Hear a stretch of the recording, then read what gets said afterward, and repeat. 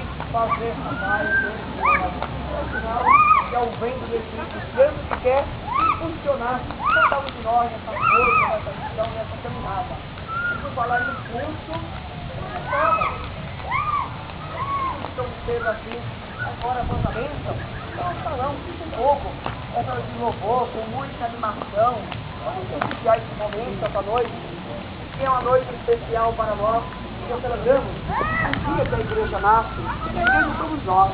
Então, nós dando para essa bênção, vamos ficar um pouco, junto com esses irmãos que aqui vieram, prepararam para essa noite de louvor, de muita gratidão a Deus, porque celebramos o grande triunfo desse sangue de nós. O Senhor esteja convosco.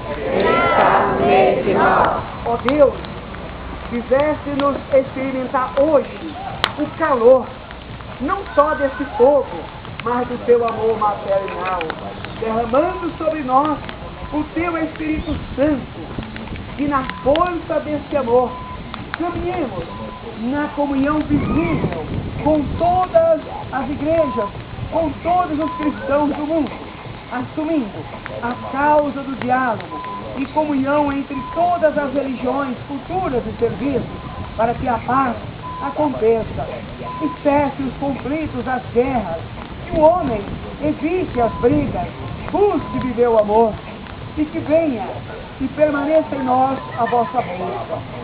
Ó Deus, que derramou em nossos corações o seu amor, nos encha de alegria e consolação. Amém. E o seu Espírito Santo nos dê força e perseverança no serviço do reino, agora e sempre. Amém. E que venha sobre todos aqui reunidos, todos que ajudaram, participaram, irmãos visitantes, esta noite santa, esta noite do Espírito Santo, a chama do amor de Deus em nós, fique em vossos corações a vossa bênção.